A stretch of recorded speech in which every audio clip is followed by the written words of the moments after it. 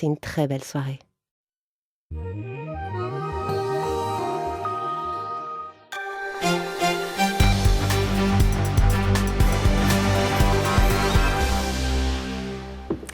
Bonsoir, bienvenue dans les Alpes. Merci de nous rejoindre au sommaire de votre journal régional. Alors que les commémorations résonnaient partout en France pour célébrer le 8 mai 1945, dans le Nord-Isère, une affiche crée la polémique en demandant la réhabilitation du maréchal Pétain. Un dimanche aux températures estivales, nous irons nous rafraîchir sur les eaux du lac d'Annecy en testant une nouvelle discipline, le vélo aquatique. En fait, on pédale sur l'eau. On pédalera aussi avec vous, Frédéric Lefrançois, pour la page sport. Avec ce soir une page des sports multicartes car elle sera riche et variée. Nous parlerons d'athlétisme, de rugby féminin, quelques mots de moto et puis également du vélo avec un dossier sport consacré au VTT freeride. Rencontre avec la discipline et surtout avec Vincent Pernin, le freerider installé à Bourg-Saint-Maurice, dévale les pistes à la vitesse grand V et nous gratifie régulièrement de vidéos bien senties sur Internet. Journée de souvenirs et de commémoration, il y a 71 ans, l'armistice signé la fin de la guerre et la défaite de l'Allemagne nazie. Un peu partout, les cérémonies, Chambéry, Annecy, à l'image Grenoble, avec le préfet, le maire, les autorités civiles et militaires et bien sûr les associations des anciens combattants et résistants qui rappellent combien il est important de commémorer à l'heure où les témoins directs disparaissent petit à petit. La symbolique demeure forte et d'autant plus importante que les témoins directs disparaissent les uns après les autres. Vous avez pu voir l'émouvante intervention de M. Charles Ciré, ancien combattant de la guerre 39-45, qui s'est engagé ici même à Grenoble le 22 août 1944. Il va bientôt avoir 90 ans. Donc pour transmettre aux jeunes générations ce souvenir et cette mémoire, il est important que ces temps de commémoration rassemblent la plus grande partie de la population des communes qui ont tous été plus ou moins impactés dans leur famille par ce conflit mondial. Alors du monde vraiment à ces commémorations et pourtant dans certaines communes un goût amer. En Isère, des affiches à la gloire du maréchal Pétain ont fleuri par endroits. Campagne menée par le groupuscule d'extrême droite Jeunes Nation et qui bien sûr suscite beaucoup d'émotions chez les anciens combattants. Reportage Nicolas Elandaloussi et Florine Eba.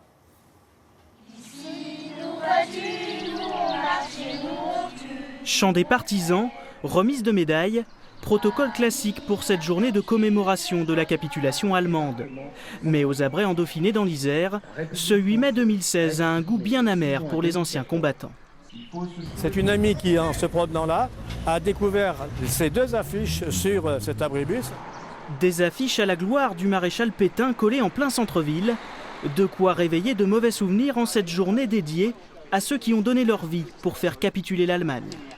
Ça me rappelle de mauvais jours. Ça me rappelle entre autres ce portrait que j'avais chez mes parents. Parce que pendant la guerre, nous avions ce portrait. Et également à l'école, il y avait le portrait du maréchal Pétain. Nous a chanté Maréchal, nous voilà. Je m'en souviens encore un petit peu, mais je n'ai pas envie de le chanter. Je chanterai plutôt le chant des partisans.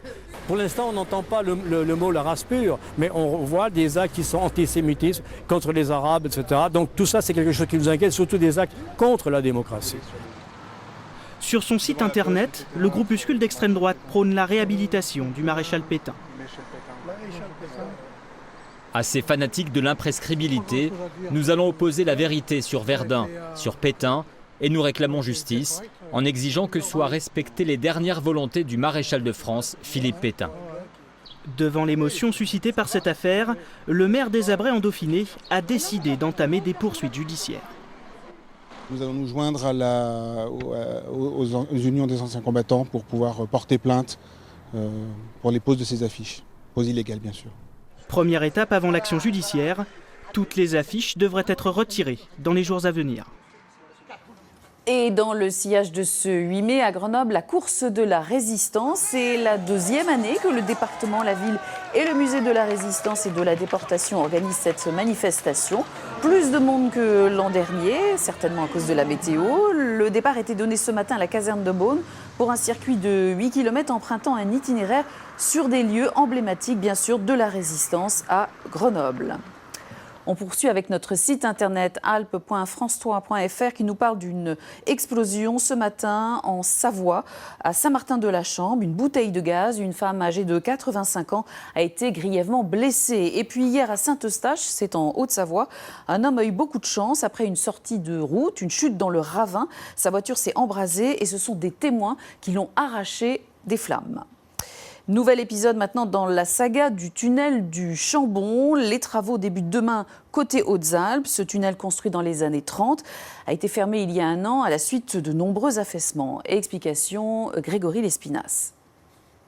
Tunnel du Chambon, un an après. Ce lundi, les premiers coups de pioche devraient résonner dans la paroi, ou plutôt les premiers tirs de mine. L'effondrement le 10 avril 2015 de la voûte avait entraîné la fermeture de ce tunnel reliant Bourdoisan en Isère à La Grave dans les Hautes-Alpes. Et les 800 000 m3 de roches qui menaçaient de s'effondrer dans le lac avaient empêché toute réparation de la partie endommagée du tunnel et plongé les habitants de la Haute-Romanche dans la galère. Les travaux qui débutent cette semaine doivent permettre de percer une galerie de dérivation qui rallongerait le tunnel existant de 200 mètres et contournerait la zone instable. Ce chantier commence d'abord côté Hautes-Alpes. Sans être totalement achevé, il devrait pouvoir ouvrir pour la prochaine saison hivernale ainsi qu'en juillet et août 2017. Pendant la durée des travaux, la route de secours construite sur l'autre versant restera ouverte au trafic local. Le chantier devrait coûter au total entre 25 et 30 millions d'euros. Les habitants de la Haute-Romanche devraient pouvoir emprunter ce nouvel ouvrage fin 2017 et ainsi voir le bout du tunnel. Ailleurs en Rhône-Alpes, il y a un an, la réplique de la grotte Chauvet ouvrait ses portes en Ardèche, la caverne du Pont d'Arc. Alors on attendait 350 000 visiteurs et en fait c'est plus du double qui a débarqué sur le site. Reportage Vanessa Fize et Nicolas Ferraud. Il y a un an, les professionnels du tourisme espéraient beaucoup de la caverne du Pont d'Arc.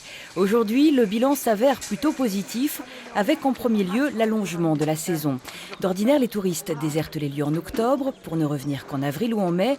Ils sont restés présents en hiver en plus petit nombre. Jean-Louis Berneron fait partie de ceux qui ont misé tout de suite sur cette progression.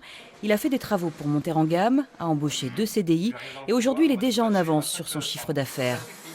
Il y a toujours la clientèle qui vient pour les gorges de l'Ardèche, pour l'espace naturel bien sûr. Et on commence à avoir des petites touches. On a déjà fait quelques groupes particuliers, des personnes qui sont passionnées d'archéologie. Notamment, on a eu un groupe d'Italiens qui venait donc de la région de Rome et qui est venu passer 4 jours pour faire tous les sites d'Ardèche en archéologie, Orniac, la caverne du Pont d'Arc, Alba la Romaine et tous les sites possibles en naturel et en musée.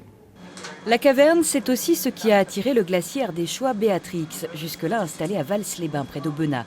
La maison a fait le même pari d'une montée en gamme sur la commune de Vallon-Pont d'Arc et elle n'est pas déçue.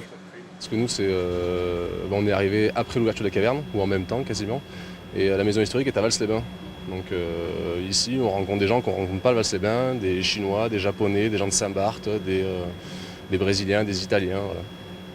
Donc très multiculturel. Je ne sais pas si c'était le cas avant, mais en tout cas j'ai rencontré beaucoup de gens l'année dernière. Ouais. Des Chinois, des Américains, des Israéliens, ils sont plusieurs parmi les hôteliers et les restaurateurs à évoquer cette nouvelle clientèle attirée par le label UNESCO de la grotte Chauvet. Elle est encore minime, les étrangers ne représentent que 10% des visiteurs de la caverne, mais c'est un potentiel à développer. Ce qui pêche aussi, ce sont les séjours en Ardèche autour de la visite. Les groupes viennent et repartent vers des structures hôtelières plus adaptées. La nécessité de construire un hôtel à même d'accueillir les groupes à Vallon, il en était déjà question il y a un an, mais visiblement, les investisseurs ont attendu les premiers chiffres de fréquentation pour en mesurer la rentabilité.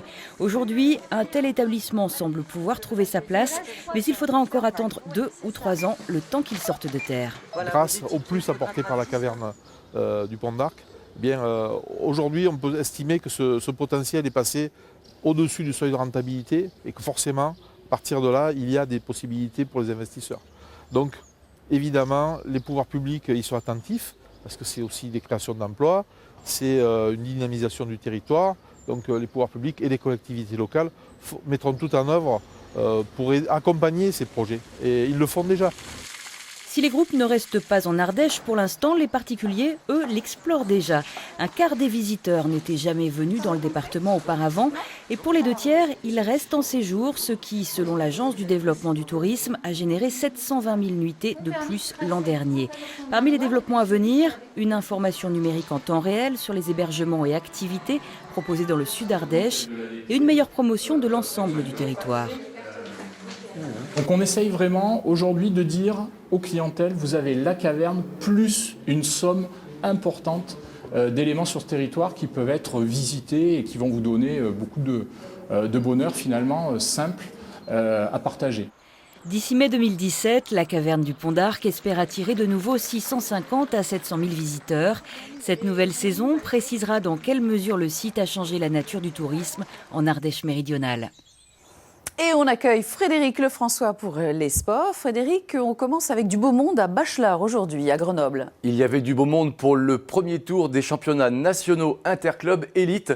C'est un rendez-vous qui est toujours important puisqu'il permet de réunir en un même lieu des athlètes de tout âge, des athlètes inconnus et puis d'autres au palmarès déjà bien plus affirmés, des pointures déjà en haut de l'affiche. Du soleil, un stade plein à craquer et du spectacle de très haut niveau. Cela fait 15 ans que Grenoble n'avait pas obtenu l'organisation de ces championnats interclubs. Satisfaction.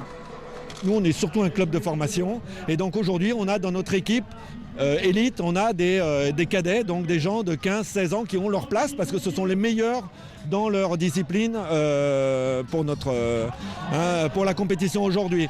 Et pour nous, c'est de montrer qu'on est toujours dans les 8 meilleurs clubs français.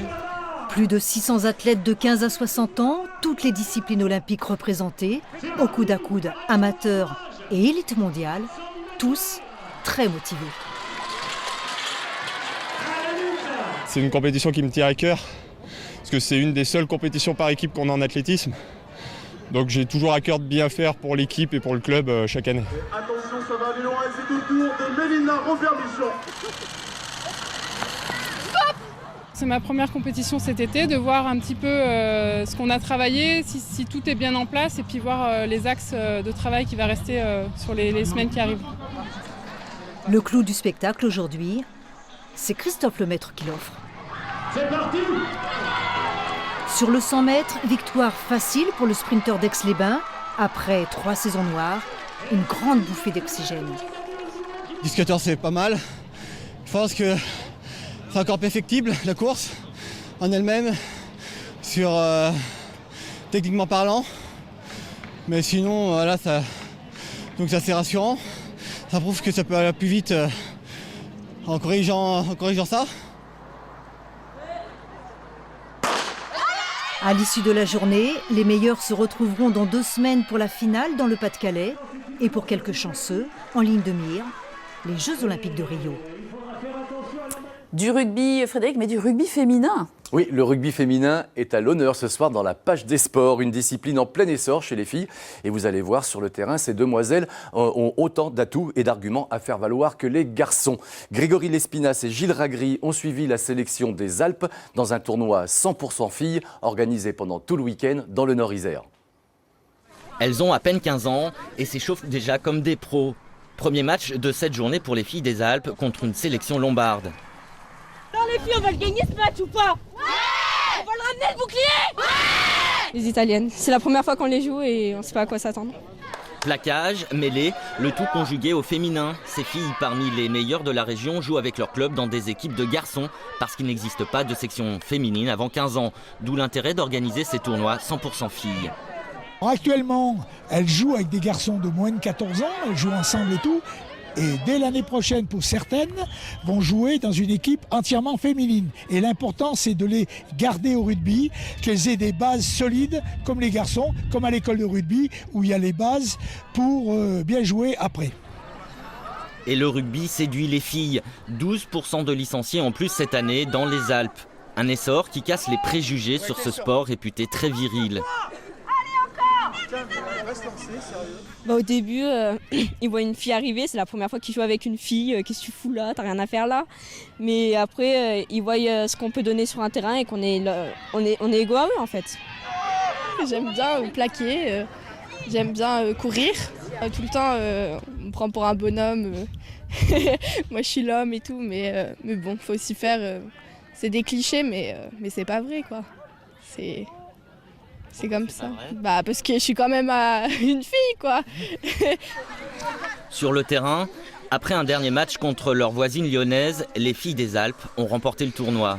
C'est pas un garçon. C'est pas un sport de garçon. C'est pas qu'un sport de garçon. Un mot de hockey maintenant avec les championnats du monde qui battent leur plein en Russie. L'équipe de France dans quelques minutes va affronter la Slovaquie. C'est le deuxième match des Bleus dans ce championnat du monde. Hier, les Français ont remporté le premier face à l'Allemagne au tir au but 2-1. C'est Damien Fleury à l'instant, vous venez de le voir, un ancien des Brûleurs de Loup qui a scoré pour la France. Et Cristobal Huette, le gardien grenoblois, qui a arrêté la tentative allemande. Un mot de moto maintenant avec le 5e Grand Prix de la saison. Ça se passait au Mans, en France. Et un joli week-end finalement pour Loris Baz qui s'en tire bien. Le pilote haut-savoyard s'est classé 12e à l'issue de la course, remporté par Lorenzo devant Valentino Rossi. C'est une belle place pour Loris qui était parti bon dernier du Grand Prix après avoir rencontré de sérieuses difficultés lors des qualifications. Prochain Grand Prix en Italie sur le Mugello le 22 mai prochain. On reste en selle avec du VTT freeride. Rencontre maintenant avec Vincent Pernin, spécialiste du VTT freeride. Après avoir parcouru les plus beaux spots de la planète, ce Vosgien d'origine est venu s'installer à Bourg-Saint-Maurice. Désormais, c'est là qu'il a trouvé un terrain propice pour exercer son art, réaliser de très très belles vidéos que l'on peut consulter très souvent sur Internet. D'ailleurs, c'est là que nous l'avions découvert l'hiver dernier.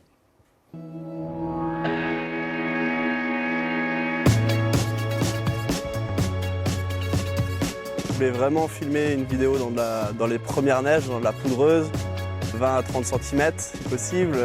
Et on a eu cette chance, courant de novembre, d'avoir une bonne pétée comme on dit. Et on a filmé 3 jours pour sortir cet edit dans la neige, là, entre les Arcs et Bourg-Saint-Maurice.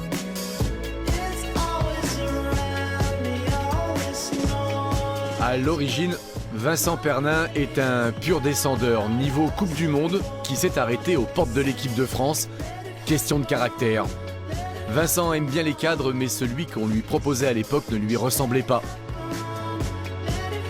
Vincent n'avait qu'une envie, vivre sa passion à fond, donc cap sur le Canada. La Colombie-Britannique, Whistler et ses environs. C'est la Mecque, c'est le plus gros bike park au monde. Il n'y a rien du tout de comparable ailleurs. Il y a 40 pistes sur place. C'est vraiment l'endroit où il faut être pour tout ce qui est le VTT descente freeride.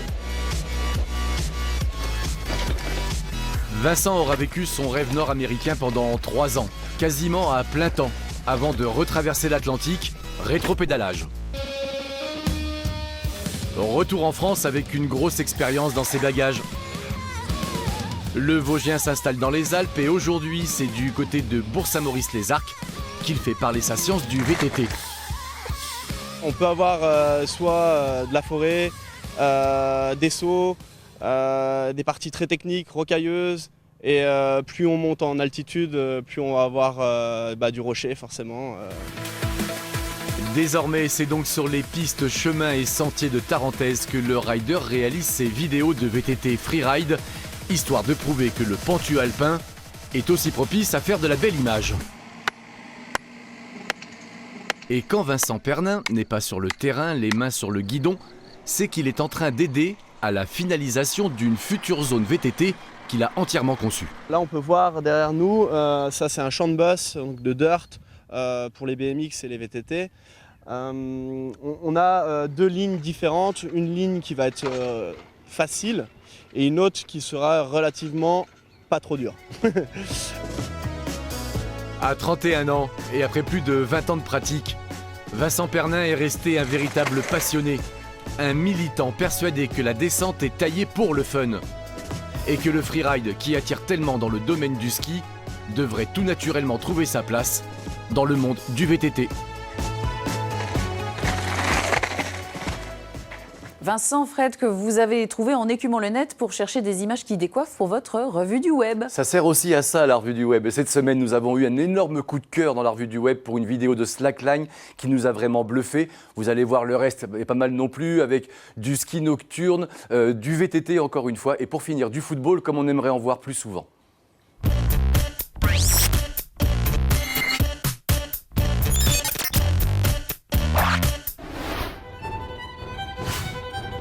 En règle générale, les vidéos, ça fait beaucoup parler.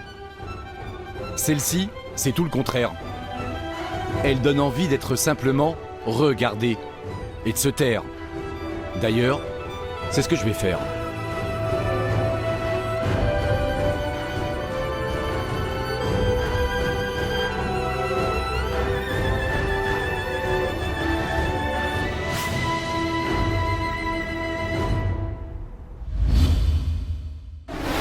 C'est parti, on allait. Dans la famille 12 Folies, cap sur Val d'Isère pour un ride nocturne bien sauvage signé Léo Taillefer. Lavalin pur jus trace à la vitesse grand V entre les rochers, à peine éclairé. Dans la vallée perdue, un hors-piste renommé dans ce coin de Tarentaise. On vous laisse apprécier et frissonner. Oh, c'est bon.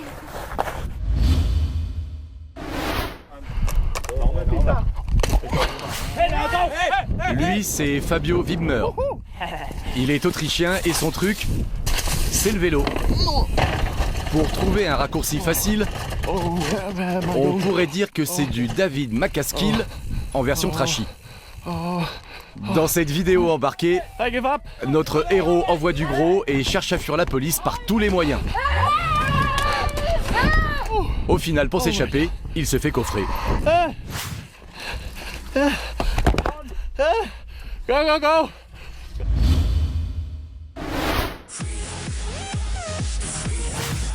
Et on se quitte avec un conseil. Si vous faites partie des gens que les matchs de football ennuient, essayez alors d'aller aux entraînements ou aux échauffements d'avant-match. Apparemment, on y voit des choses qu'on ne voit pas pendant la rencontre.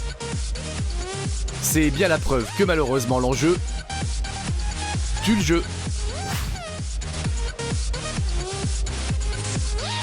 Voilà, fin de la connexion. Bonne semaine sur vos claviers et à plus tard. Et on se quitte avec l'affiche, une affiche football pour le dernier match de la saison, dernier match de championnat vendredi prochain. ETG accueille Nîmes. Peut-être le dernier match tout court de TG en L2, c'est mal parti pour le club au Savoyard. Il faudra être nombreux pour les encourager. Seule la victoire sera belle et elle est obligatoire pour continuer à espérer de rêver pour une suite en Ligue 2. Bon, on va espérer, Fred. Alors, on va continuer à pédaler, si vous le voulez bien, en allant sur le lac d'Annecy avec un nouvel engin flottant qui fait son apparition. Il s'agit du Waterbike, le vélo sur l'eau, testé pour nous, pour vous, par Ariane Combe et Christian Mathieu. À peine sortie de la voiture, l'embarcation se monte en 10 minutes à peine. Enfin, ça, c'est si la pompe est électrique. Avec une pompe manuelle, c'est crevant, mais c'est un échauffement. Deux flotteurs, un gouvernail, une hélice et un guidon, le Waterbike n'a rien d'exceptionnel, mais une fois à flot, les curieux se précipitent pour embarquer. Vous voulez essayer? Alors avant de partir, il faudrait que vous régliez la selle. C'est un truc tout le monde, c'est un véritable ovni, moi j'appelle ça. C'est un objet flottant non identifié. Et du coup, on peut le faire à tout âge, il suffit d'atteindre les pédales, c'est ludique, c'est encore plus facile qu'un vélo normal. Parce que là-dessus, on ne cherche pas son équilibre, on l'a tout de suite en fait. Reste à pédaler. Les plus sportifs peuvent espérer des pointes à 11 km/h. Là, je commence à sentir mes cuisses et les abdos. Mais ça fait du bien. Le Waterbike est fabriqué aux États-Unis, en Floride et en Californie. Il a déjà beaucoup de succès. Un succès que Franck Autou aimerait reproduire en France. Les 4 appareils, achetés 7 000 € pièce, seront en location dès juin sur le lac d'Annecy. La première fois que je l'ai vu, l'inventaire était en démonstration à New York. Et pour moi, c'était comme une évidence pour la région. Parce qu'avec toute cette étendue d'eau qu'on a, c'est juste merveilleux de pouvoir en profiter. Donc je me suis dit, le proposer à la location sur Annecy et dans le lac Léman, le lac du Bourget, ce serait juste génial.